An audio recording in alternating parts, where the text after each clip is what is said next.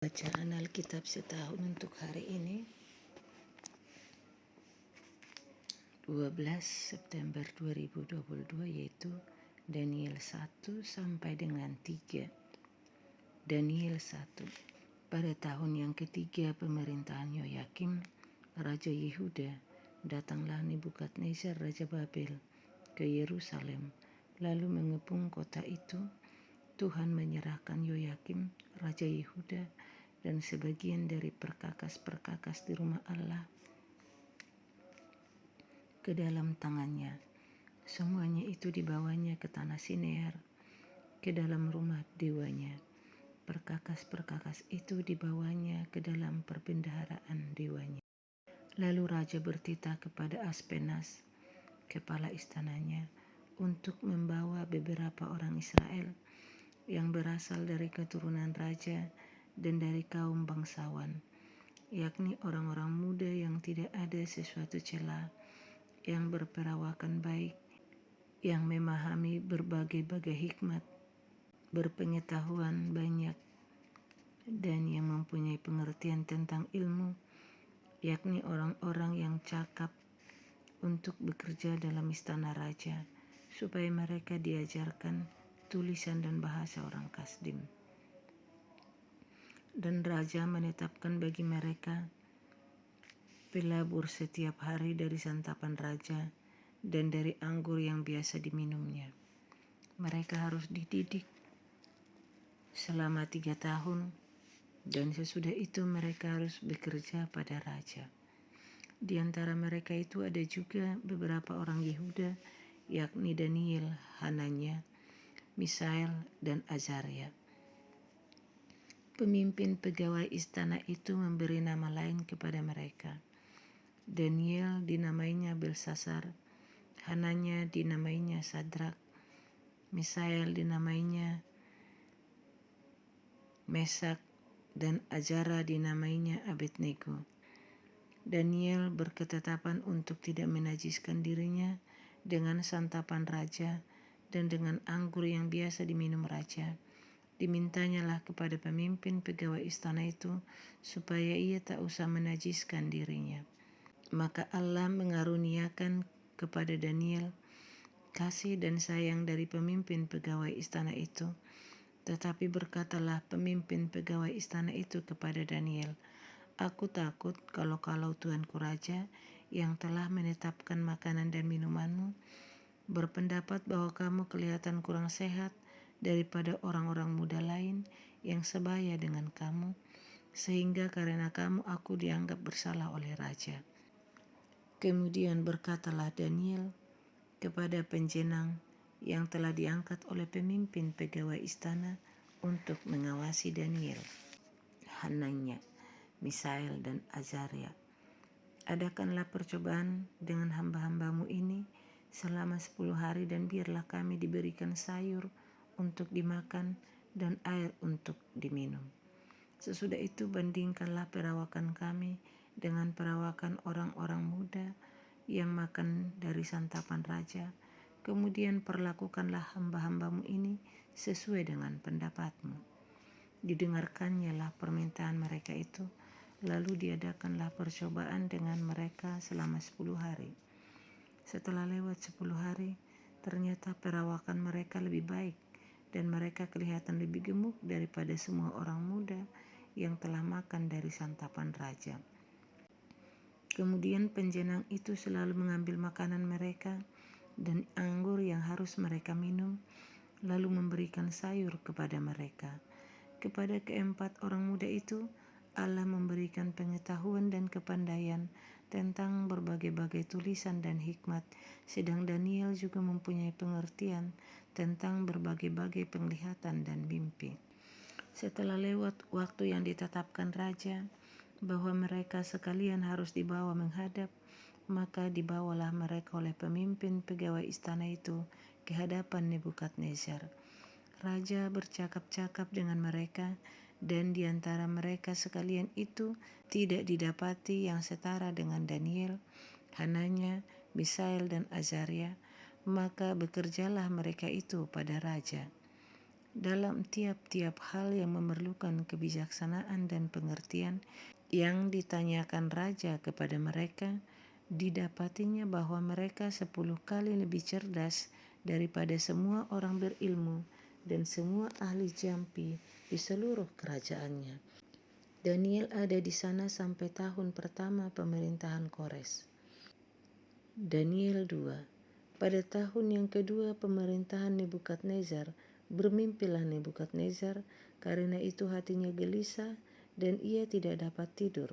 Lalu raja menyuruh memanggil orang-orang berilmu, ahli jampi, ahli sihir dan para kasdim untuk menerangkan kepadanya tentang mimpinya itu. Maka datanglah mereka dan berdiri di hadapan raja. Kata raja kepada mereka, "Aku bermimpi dan hatiku gelisah karena ingin mengetahui mimpi itu." Lalu berkatalah para kasdim itu kepada raja, "Ya raja, kekallah hidupmu. Ceritakanlah kepada hamba-hambamu mimpi itu, maka kami akan memberitahukan maknanya." Tetapi raja menjawab para kasdim itu, "Aku telah mengambil keputusan, yakni jika kamu tidak memberitahukan kepadaku mimpi itu dengan maknanya, maka kamu akan dipenggal-penggal dan rumah-rumahmu akan dirobohkan menjadi timbunan puing. Tetapi jika kamu dapat memberitahukan mimpi itu dengan maknanya, maka kamu akan menerima hadiah, pemberian-pemberian dan kehormatan yang besar daripadaku. Oleh sebab itu beritahukanlah kepadaku mimpi itu dengan maknanya." Mereka menjawab pula, "Silakan tuanku raja menceritakan mimpi itu kepada hamba-hambanya ini, maka kami akan memberitahukan maknanya." Jawab raja, "Aku tahu benar-benar bahwa kamu mencoba mengulur-ulur waktu karena kamu melihat bahwa aku telah mengambil keputusan, yakni jika kamu tidak dapat memberitahukan kepadaku mimpi itu, maka kamu akan kena hukuman yang sama. Dan aku tahu bahwa kamu telah bermufakat untuk mengatakan kepadaku hal-hal yang bohong dan busuk sampai keadaan berubah. Oleh sebab itu ceritakanlah kepadaku mimpi itu supaya aku tahu bahwa kamu dapat memberitahukan maknanya juga kepadaku." Para kasdim itu menjawab raja, "Tidak ada seorang pun di muka bumi yang dapat memberitahukan apa yang diminta tuanku raja. Dan tidak pernah seorang raja, bagaimanapun agungnya dan besar kuasanya, telah meminta hal sedemikian dari seorang berilmu atau seorang ahli jampi atau seorang kasdim. Apa yang diminta tuanku raja adalah terlalu berat, dan tidak ada seorang pun yang dapat memberitahukannya kepada tuanku raja selain dari dewa-dewa yang tidak berdiam di antara manusia." Maka raja menjadi sangat geram dan murka karena hal itu. Lalu dititahkannya lah untuk melenyapkan semua orang bijaksana di Babel. Ketika titah dikeluarkan supaya orang-orang bijaksana dibunuh, maka Daniel dan teman-temannya pun terancam akan dibunuh. Lalu berkatalah Daniel dengan cerdik dan bijaksana kepada Aryok, pemimpin pengawal raja yang telah pergi untuk membunuh orang-orang bijaksana di Babel itu. Katanya kepada Aryok, pembesar raja itu, "Mengapa titah yang begitu keras ini dikeluarkan oleh raja?" Lalu Aryok memberitahukan hal itu kepada Daniel. Maka Daniel menghadap raja dan meminta kepadanya supaya ia diberi waktu untuk memberitahukan makna itu kepada raja. Kemudian pulanglah Daniel dan memberitahukan hal itu kepada Hananya, Misael dan Azaria teman-temannya, dengan maksud supaya mereka memohon kasih sayang kepada Allah semesta langit mengenai rahasia itu, supaya Daniel dan teman-temannya jangan dilenyapkan bersama-sama orang-orang bijaksana yang lain di Babel. Maka rahasia itu disingkapkan kepada Daniel dalam suatu penglihatan malam. Lalu Daniel memuji Allah semesta langit. Berkatalah Daniel, "Terpujilah nama Allah dari selama-lamanya sampai selama-lamanya. Sebab daripada Dialah hikmat dan kekuatan, Dia mengubah saat dan waktu, Dia memecat raja dan mengangkat raja. Dia memberi hikmat kepada orang bijaksana dan pengetahuan kepada orang yang berpengertian. Dialah yang menyingkapkan hal-hal yang tidak terduga dan yang tersembunyi. Dia tahu apa yang ada di dalam gelap, dan terang ada padanya. Ya Allah nenek moyangku, kupuji dan kumuliakan Engkau, sebab Engkau mengaruniakan kepadaku hikmat dan kekuatan, dan telah memberitahukan kepadaku sekarang apa yang kami mohon kepadamu. Engkau telah memberitahukan kepada kami hal yang dipersoalkan raja. Sebab itu pergilah Daniel kepada Ariok yang telah ditugaskan raja untuk melenyapkan orang-orang bijaksana di Babel. Maka pergilah ia serta berkata kepadanya demikian. Orang-orang bijaksana di Babel itu jangan kau lenyapkan. Bawalah aku menghadap raja, maka aku akan memberitahukan kepada raja makna itu. Ariok segera membawa Daniel menghadap raja, serta berkata kepada raja demikian. Aku telah mendapat seorang dari antara orang-orang buangan dari Yehuda yang dapat memberitahukan makna itu kepada raja. Bertanyalah raja kepada Daniel yang namanya Belsasar, sanggupkah engkau memberitahukan kepadaku mimpi yang telah kulihat itu dengan maknanya juga? Daniel menjawab, katanya kepada raja, rahasia yang ditanyakan tuanku raja tidaklah dapat diberitahukan kepada raja oleh orang bijaksana, ahli jampi, orang berilmu, atau ahli nujum. Tetapi di surga ada Allah yang menyingkapkan rahasia-rahasia. Ia telah memberitahukan kepada tuanku Raja Nebukadnezar apa yang akan terjadi pada hari-hari yang akan datang. Mimpi dan penglihatan-penglihatan yang tuanku lihat di tempat tidur ialah ini. Sedang tuanku ada di tempat tidur, ya tuanku Raja, timbul pada tuanku pikiran-pikiran tentang apa yang akan terjadi di kemudian hari. Dan dia yang menyingkapkan rahasia-rahasia telah memberitahukan kepada tuanku apa yang akan terjadi. Adapun aku, kepadaku telah disingkapkan rahasia itu, bukan karena hikmat yang mungkin ada padaku melebihi hikmat semua orang yang hidup, tetapi supaya maknanya diberitahukan kepada tuanku Raja, dan supaya tuanku mengenal pikiran-pikiran tuanku. Ya Raja, tuanku melihat suatu penglihatan, yakni sebuah patung yang amat besar. Patung ini tinggi, berkilau-kilauan luar biasa, tegak di hadapan tuanku dan tampak mendahsyatkan. Adapun patung itu kepalanya dari emas tua, dada dan lengannya dari perak, perut dan pinggangnya dari tembaga. Sedang pahanya dari besi, dengan kakinya sebagian dari besi dan sebagian lagi dari tanah liat. Sementara tuanku melihatnya, terungkit lepas sebuah batu tanpa perbuatan tangan manusia, lalu menimpa patung itu tepat pada kakinya yang dari besi dan tanah liat itu, sehingga remuk. Maka dengan sekaligus diremukkannya lah juga besi, tanah liat, tembaga, perak, dan emas itu, dan semuanya menjadi seperti sekam di tempat pengirikan pada musim panas. Lalu angin menghembuskannya sehingga tidak ada bekas-bekasnya yang ditemukan. Tetapi batu yang menimpa patung itu menjadi gunung besar yang memenuhi seluruh bumi. Itulah mimpi tuanku, dan sekarang maknanya akan kami katakan kepada tuanku Raja. Ya tuanku Raja, Raja segala raja, yang kepadanya oleh Allah semesta langit telah diberikan kerajaan, kekuasaan, kekuatan dan kemuliaan, dan yang ke dalam tangannya telah diserahkannya anak-anak manusia dimanapun mereka berada, binatang-binatang di padang dan burung-burung di udara, dan yang dibuatnya menjadi kuasa atas semuanya itu. Tuankulah kepala yang dari emas itu. Tetapi sesudah tuanku akan muncul suatu kerajaan lain yang kurang besar dari kerajaan tuanku, kemudian suatu kerajaan lagi, yakni yang ketiga dari tembaga, yang akan berkuasa atas seluruh bumi. Sesudah itu akan ada suatu kerajaan yang keempat, yang keras seperti besi, tepat seperti besi yang meremukkan dan menghancurkan segala sesuatu. dan seperti besi yang menghancur luluhkan, maka kerajaan ini akan meremukkan dan menghancur luluhkan semuanya.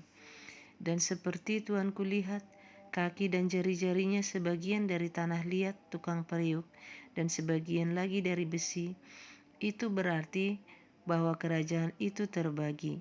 Memang kerajaan itu juga keras seperti besi, sesuai dengan yang Tuanku lihat, besi itu bercampur dengan tanah liat. Tetapi sebagaimana jari-jari kaki itu sebagian dari besi dan sebagian lagi dari tanah liat, demikianlah kerajaan itu akan menjadi keras sebagian dan rapuh sebagian. Seperti Tuanku lihat besi bercampur dengan tanah liat, itu berarti mereka akan bercampur oleh perkawinan, tetapi tidak akan merupakan satu kesatuan, seperti besi tidak dapat bercampur dengan tanah liat. Tetapi pada zaman raja-raja, Allah semesta langit akan mendirikan suatu kerajaan yang tidak akan binasa sampai selama-lamanya, dan kekuasaan tidak akan beralih lagi kepada bangsa lain. Kerajaan itu akan meremukkan segala kerajaan dan menghabisinya, tetapi kerajaan itu sendiri akan tetap untuk selama-lamanya. Tepat seperti yang Tuanku lihat, bahwa tanpa perbuatan tangan manusia, sebuah batu terungkit lepas dari gunung dan meremukkan besi, tembaga, tanah liat, perak, dan emas itu. Allah yang Maha Besar telah memberitahukan kepada Tuanku Raja apa yang akan terjadi di kemudian hari. Mimpi itu adalah benar dan maknanya dapat dipercayai. Lalu sujudlah Raja Nebukadnezar serta menyembah Daniel. Juga dititahkannya mempersembahkan korban dan bau-bauan kepadanya. Berkatalah Raja kepada Daniel, "Sesungguhnya lah Allahmu itu Allah yang mengatasi segala Allah dan yang berkuasa atas segala raja dan yang menyingkapkan rahasia-rahasia, sebab engkau telah dapat menyingkapkan rahasia itu." Lalu Raja memuliakan Daniel. Dianugerahinya lah dengan banyak pemberian yang besar, dan dibuatnya dia menjadi penguasa atas seluruh wilayah Babel dan menjadi kepala semua orang bijaksana di Babel. Atas permintaan Daniel, Raja menyerahkan pemerintahan wilayah Babel itu kepada Sadrak, Mesak, dan Abednego, sedang Daniel sendiri tinggal di istana raja. Daniel 3. Raja Nebukadnezar membuat sebuah patung emas yang tingginya 60 hasta yang didirikannya di dataran Dura di wilayah Babel. Lalu Raja Nebukadnezar menyuruh orang mengumpulkan para wakil raja, para penguasa, para bupati, para penasihat negara, para bendahara, para hakim, para ahli hukum, dan semua kepala daerah untuk menghadiri pentahbisan patung yang telah didirikannya itu. Lalu berkumpullah para wakil raja, para penguasa, para bupati, para penasihat negara, para bendahara, para hakim, para ahli hukum, dan semua kepala daerah untuk menghadiri pentahbisan patung yang telah didirikan Raja Nebukadnezar itu. Dan berserulah seorang bentara dengan suara nyaring, "Beginilah dititahkan kepadamu, hai orang-orang dari segala bangsa, suku, bangsa, dan bahasa. Demi kamu mendengar bunyi sangkakala, seruling, kecapi, rebab, gambus, serdam, dan berbagai-bagai jenis bunyi-bunyian, maka haruslah kamu sujud menyembah patung yang telah didirikan Raja Nebukadnezar itu. Siapa yang tidak sujud menyembah akan dicampakkan seketika itu juga ke dalam perapian yang menyala-nyala. Sebab itu demi segala bangsa mendengar bunyi sangkakala, seruling, kecapi, rebab, gambus, dan berbagai-bagai jenis bunyi-bunyian, maka sujudlah orang-orang dari segala bangsa, suku, bangsa, dan bahasa, dan menyembah patung emas yang telah didirikan Raja Nebukadnezar itu." Pada waktu itu juga tampillah beberapa orang Kasdim menuduh orang Yahudi. Berkatalah mereka kepada Raja Nebukadnezar, "Ya Raja, kekallah hidup tuanku. Tuanku Raja telah mengeluarkan titah bahwa setiap orang yang mendengar bunyi sangkakala, seruling, kecapi, rebab, gambus, serdam, dan berbagai-bagai jenis bunyi-bunyian harus sujud menyembah patung emas itu, dan bahwa siapa yang tidak sujud menyembah akan dicampakkan ke dalam perapian yang menyala-nyala. Ada beberapa orang Yahudi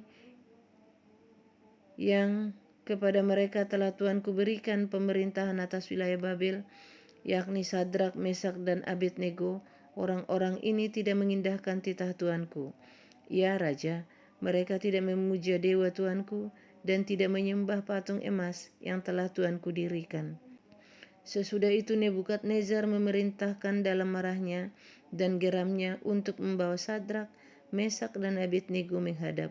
Setelah orang-orang itu dibawa menghadap raja, berkatalah Nebukadnezar kepada mereka, "Apakah benar, hai Sadrak, Mesak, dan Abednego, bahwa kamu tidak memuja dewaku dan tidak menyembah patung emas yang kudirikan itu? Sekarang, jika kamu bersedia demi kamu mendengar bunyi sangkakala, seruling kecapi, rebab, gambus, serdam, dan berbagai-bagai jenis bunyi-bunyian, sujudlah menyembah patung yang kubuat itu. Tetapi jika kamu tidak menyembah, kamu akan dicampakkan seketika itu juga ke dalam perapian yang menyala-nyala. Dan dewa manakah yang dapat melepaskan kamu dari dalam tanganku?" Lalu Sadrak, Mesak, dan Abednego menjawab Raja Nebukadnezar, "Tidak ada gunanya kami memberi jawab kepada Tuanku dalam hal ini. Jika Allah kami yang kami puja sanggup melepaskan kami, maka Ia akan melepaskan kami dari perapian yang menyala-nyala itu dan dari dalam tanganmu, ya Raja. Tetapi seandainya tidak, hendaklah Tuanku mengetahui, ya Raja, bahwa kami tidak akan memuja dewa Tuanku dan tidak akan menyembah patung emas yang Tuanku dirikan itu." Maka meluaplah kegeraman Nebukadnezar, air mukanya berubah terhadap Sadrak, Mesak, dan Abednego. Lalu diperintahkannya supaya perapian itu dibuat 7 kali lebih panas dari yang biasa.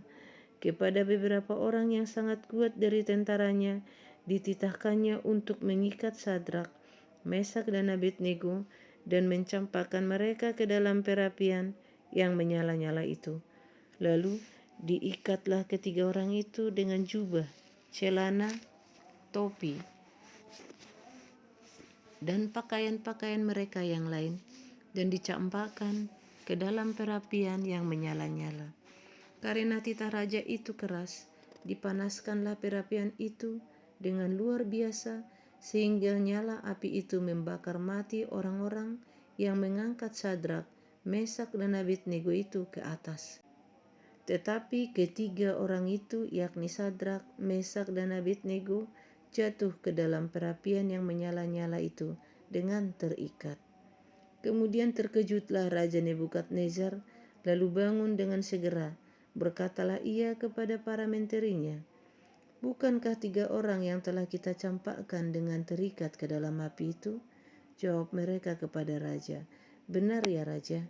Katanya, "Tetapi ada 4 orang kulihat berjalan-jalan dengan bebas di tengah-tengah api itu. Mereka tidak terluka, dan yang keempat itu rupanya seperti anak dewa." Lalu Nebukadnezar mendekati pintu perapian yang bernyala-nyala itu. Berkatalah ia, "Sadrak, Mesak, dan Abednego, hamba-hamba Allah yang Maha Tinggi, keluarlah dan datanglah kemari." Lalu keluarlah Sadrak, Mesak, dan Abednego dari api itu, dan para wakil raja, para penguasa, para bupati, dan para menteri raja datang berkumpul. Mereka melihat bahwa tubuh orang-orang ini tidak mempan oleh api itu, bahwa rambut di kepala mereka tidak hangus, jubah mereka tidak berubah apa-apa, bahkan bau kebakaran pun tidak ada pada mereka. Berkatalah Nebukadnezar, "Terpujilah Allahnya Sadrak, Mesak, dan Abednego. Ia telah mengutus malaikatnya dan melepaskan hamba-hambanya yang telah menaruh percaya kepadanya dan melanggar titah raja, dan yang menyerahkan tubuh mereka karena mereka tidak mau memuja dan menyembah Allah manapun kecuali Allah mereka. Sebab itu aku mengeluarkan perintah bahwa setiap orang dari bangsa, suku bangsa, atau bahasa manapun ia yang mengucapkan penghinaan terhadap Allahnya Sadrak, Mesak, dan Abednego akan dipenggal-penggal dan rumahnya akan dirobohkan menjadi timbunan puing. karena tidak ada Allah lain yang dapat melepaskan secara demikian itu. Lalu raja memberikan kedudukan tinggi kepada Sadrak, Mesak dan Abednego di wilayah Babel. Demikian bacaan Alkitab untuk setahun hari ini. Terima kasih.